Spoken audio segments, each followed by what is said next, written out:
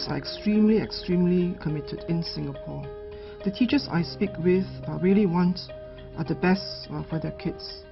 There's a deep sense of pride, there's a deep sense of commitment, and so education seen as a means to build a nation.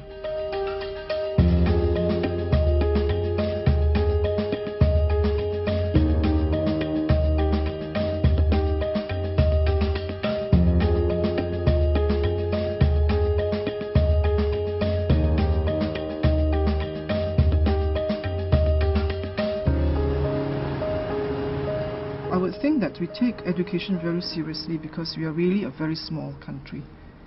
Very small country with no natural resources. Therefore, education to us, since independence, has always been a means by which we could forge a national identity, have Singaporeans come together as one. It was also a means by which we could ensure that in terms of our own economy, that we could make some headway and that economy could do well.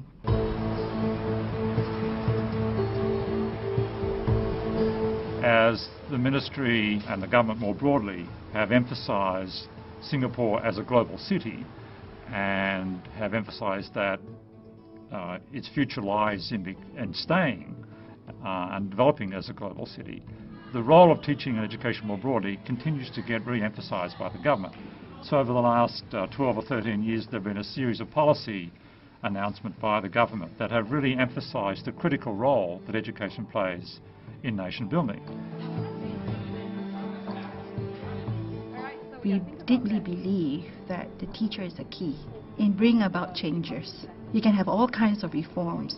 At the end of the day, it's the teacher that has to deliver that in the classroom, and that will make a real difference to the learning of the pupils that they're in touch with every day.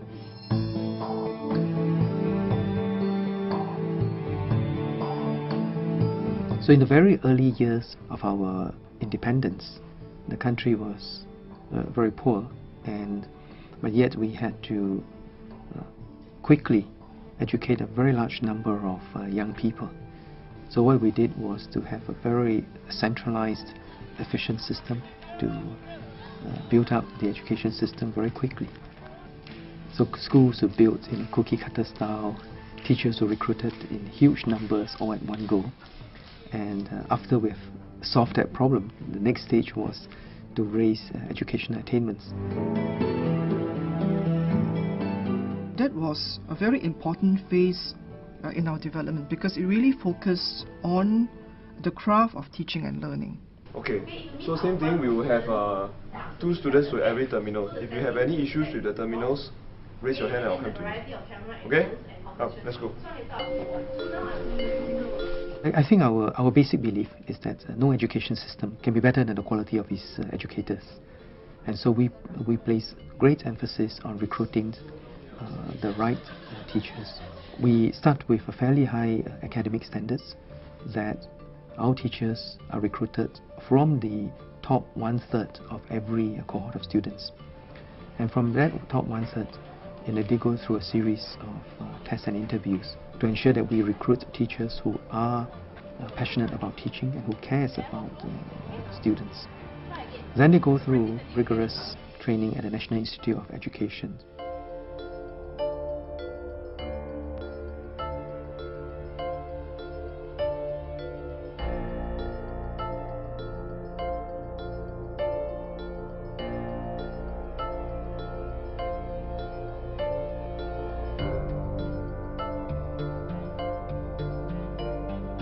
Let me describe the philosophy behind our curriculum. First of all, we prepare a teacher to be first a teacher of the learner, number 1, and number 2, to be a good teacher of the subject. So the essential foundation is that a good teacher must first of all be very passionate and clear about how to help people learn and how people learn best. Okay, the challenge for the next, say 10 minutes is this. If you had to do a made in Singapore movie about an inspirational Singapore teacher movie set in a, say, neighborhood school, what would this teacher look like and how would you film it? Okay, I've got markers here. We have key roles to fulfill in this whole education system. I think first we prepare all the new teachers that the education system needs annually. And on an annual basis, we graduate some 2,000 new teachers for the school system. And secondly, we have 31,000 teachers in the education system.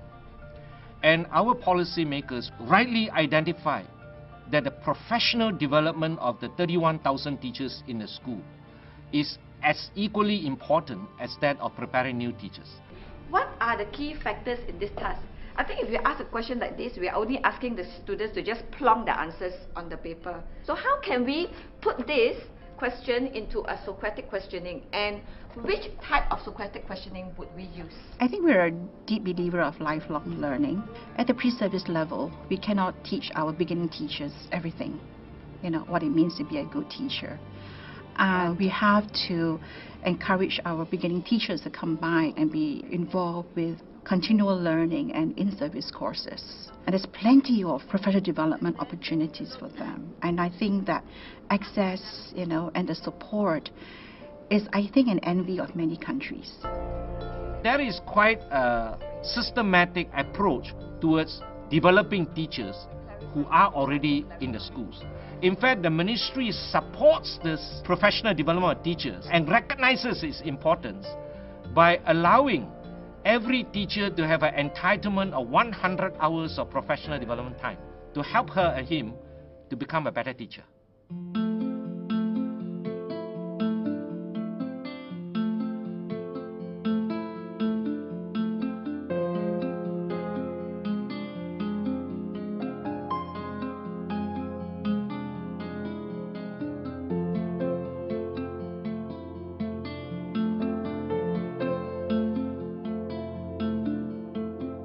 Today, we are looking at how we can actually scaffold student learning through the use of Socratic questions, and we are going to look at picture discussion. Okay, maybe before we even look at the questions, what do you think are some of the concerns, or what are the outcomes that you want to see in your students? What are the problems you face? We believe very strongly that we must have a professional learning community. That's PLC, and right in the middle of this three-letter word L, learning. So teachers must learn, and I think with the kind of knowledge economy that has emerged, you have new knowledge created every day, and I think the teachers must keep up with the content and also development in new pedagogy. So if the teacher do not keep on learning, they will find that it is going to be very difficult to engage the kids of today who are exposed to a lot of information via the internet and social media. The day they stop learning is the day where they will not be able to engage the kids effectively. I think it would be best to ask questions to allow them to probe deeper into the picture. So you're suggesting that we're looking at observation, interpretation, okay, inference. To do that, really we get teachers to work together, to collaborate, and to look at each other's practice in the classroom. I think that is essential and really very critical, because the good teaching practices should not reside within the four walls and be kept to one teacher, and I think there is a lot of sharing that we can have in this school. What you want to do right now is, think of the Socratic question, what do I want to use to further define, clarify? Now, I will go on the internet, I will find any sort of evidence that will help support this statement or refute this. Professional learning community in schools was started basically to ensure that teachers had a platform to develop their teaching practices. Our main focus actually is to make sure that students learn best. And in order to do that, we have to collaborate. We exchange ideas, we try out, we test, and eventually we check for results. And the intention really is to share ideas to make it better for the students.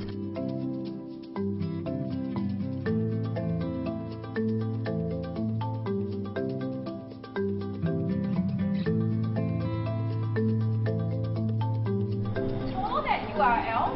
It will lead you to a Google form.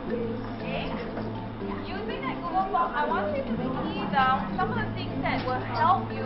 We are in the process of watching a model lesson that's being run by my colleague here, and the whole process of us watching the lesson is to gain some kind of points from her lesson and also to provide our feedback. We discuss it to come up with a better lesson, because definitely learning grows with sharing and communication, and there's definitely scope for improvement for any lesson.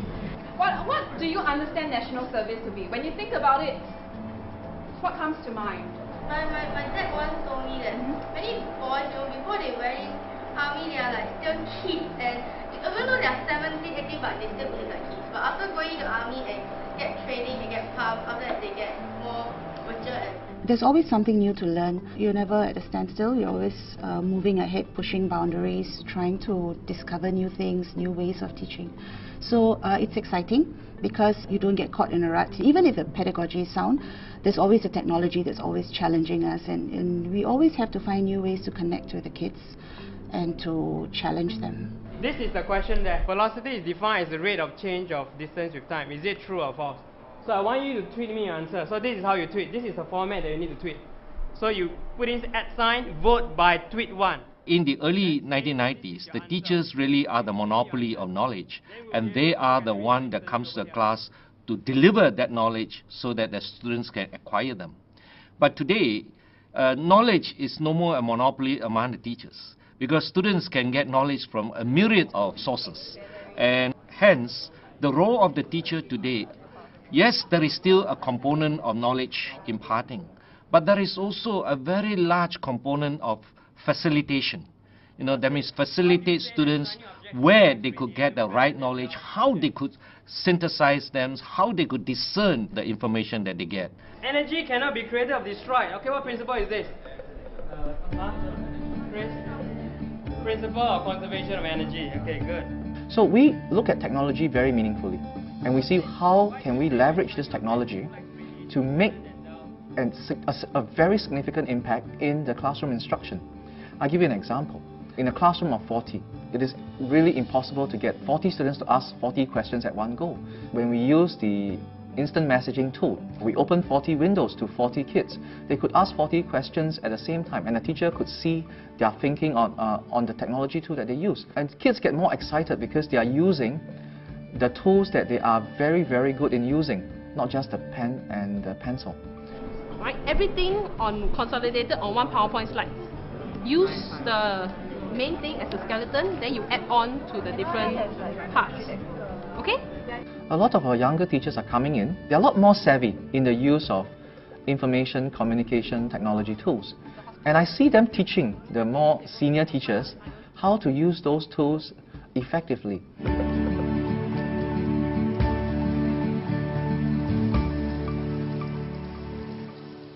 I think this is what you want to encourage. In a class, you want to encourage the student to think for themselves.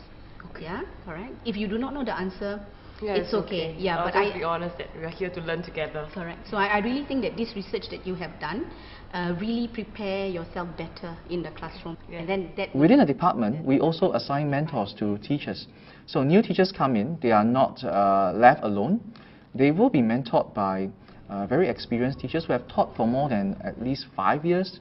It's sort of like an apprentice kind of relationship where a more senior teacher guide a young teacher in the profession. You give them the different categories to work on, be it the number of petals, be it the type of roots. If you guide them with categories, they are able to differentiate into the two different groups, which is monocotyledon and dicotyledon. I think there are many benefits of the mentoring program. Firstly is the relationship that I have built with my mentor. In terms of teaching pedagogies, what I used to do would be I just teach. I just go through the content and just make sure, chuck it down to students, and make sure this is the content, you receive it. But after different sessions with my mentor, Madam Mashikin, I actually learned that it is important to question, and not just question, you have to give wait time for answering. Yeah, so I think this is really well done. Yeah. Perhaps I just wanted to suggest to you, I believe that her learning, my learning, begin with questioning each other's approaches. Why do we do this and that? And I think from there, if we are earnest enough to listen to give time to one another, that is where we both benefit. I truly feel that way. Can you hear us clearly? Yes. Okay. Can you hear us all right? Yes, it's Okay. better now. Alright, first of all, I understand that the purpose of this Skype session, we want to confirm the suitability of the pretest. Is this the common agenda that we have? Yes, the common agenda. Yeah, that's right, yeah. I would say that the teachers in this school, myself included, we scan the globe for best practices. Another thing maybe we can think about is if we give it to the children as is, some of them might actually come up with the idea of the steepness of the slope, the steepness of the bus. They might actually be able to start accessing the understanding of different gradients and rates of change. In fact, I would say that the teachers here are very curious, and they are always on the lookout for what is the best way to deliver that content to the students.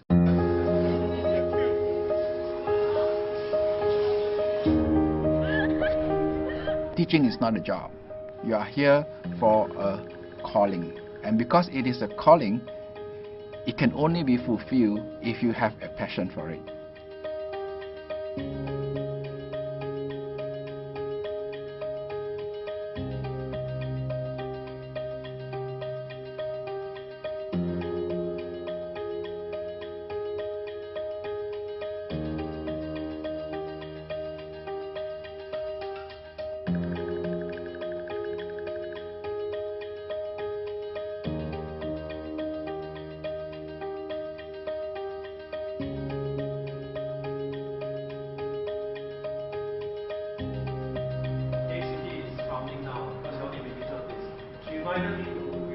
If you look at the status rankings of teachers in Singapore, they are accorded enormous social status by the community at large.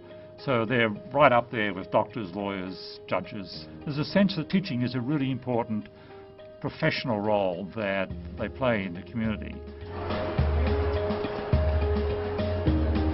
We meet with schools and teachers very often. Every director here, in fact, would visit school at least 12 times a year. And so I went to a school just yesterday. And you actually hear the teachers. Right? You hear the teachers and you know really that, what are some of the issues on the ground, what are some of the ground concerns, what do we need to do to support them better. Teachers are your most precious resource. And so I think developing teachers is one of the things that we pay a great deal of attention to. And that's what I look forward to.